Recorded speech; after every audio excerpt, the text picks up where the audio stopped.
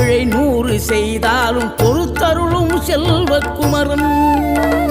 பொய்யான மயிலேறவும் காட்சி எழியாவும் ஒளி வீசும் தெய்வாம்சமே பொய்யான என் வாழ்க்கை புவி மீது நிலையாக அருள் செய்ய வர வேணுமே நீ அருள் செய்ய வர வேணுமே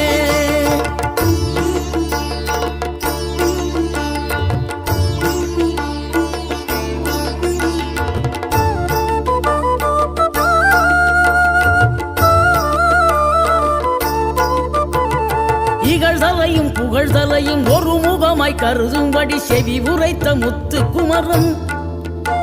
நீ வறுமையையும் வளமையையும் சமநிலையை உணரும்படி மதி கொடுத்த செல்வ